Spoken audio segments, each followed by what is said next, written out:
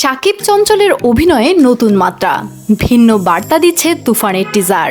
যেন ধেয়ে আসছে তুফান। 1 মিনিট 21 সেকেন্ডের একটি টিজারই যেন আভাস দিচ্ছে বাংলা সিনেমার ইতিহাসের সব রেকর্ড ভেঙে লণ্ডভণ্ড করে দেবে বছরের সবচেয়ে আলোচিত সিনেমা তুফান। শাকিব খানের একেবারে অন্যরকম লুক, অ্যাকশন, অভিনয় সব মিলিয়ে একেবারে যেন ভিন্ন বার্তা দিচ্ছে টিজারটি। সেই সঙ্গে টিজারে চঞ্চল চৌধুরীর উপস্থিতি তুফানের টিজারের আলাদা মাত্রা যোগ করেছে।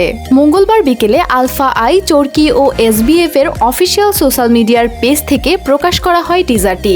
সিনেমাটির ঘোষণার পর থেকেই দর্শকের মধ্যে অন্যরকম এক চাঞ্চল্যের সৃষ্টি হয়। টিজার প্রকাশের পর সত্যিই যেন বাংলার আকাশে তুফান তৈরি হয়েছে।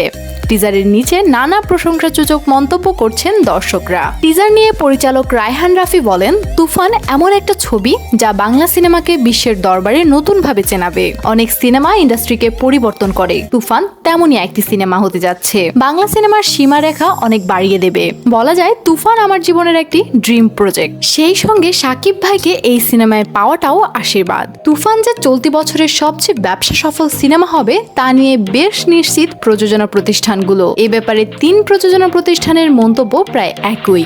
এসভিএফ এর পরিচালক ও সহ প্রতিষ্ঠাতা Mahendra Soni, Alpha I studios limited ব্যবস্থাপনা পরিচালক শাহরিয়ার শাকিব ও চরকির প্রধান নির্বাহী কর্মকর্তা রেদওয়ান রনি বলেন, তারা বেশ আনন্দিত সিনেমার ট্রিজার ও কাজ নিয়ে। প্রযোজনা প্রতিষ্ঠানগুলোর ভাষ্য, বড় পর্দা মানেই শাকিব খান। এই ঈদেও প্রেক্ষাগৃহে ঝড় তুলবেন তিনি। সঙ্গে চঞ্চল চৌধুরী, মিমি চক্রবর্তী, নাবিলা সহ আরো অনেকেই থাকবেন।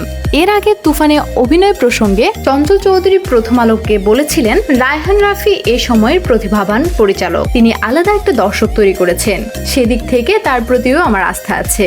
আর এত বড় 3টি প্রযোজনা প্রতিষ্ঠান এক হয়েছে, অবশ্যই ভালো কিছুই হবে। আগামী ঈদ উল আজহায় প্রেক্ষাগৃহে মুক্তি পাবে সিনেমাটি। তো দর্শক, কেমন লাগলো আমাদের আজকের ভিডিওটি? ভালো লাগলে লাইক, কমেন্ট এবং শেয়ার করতে ভুলবেন না।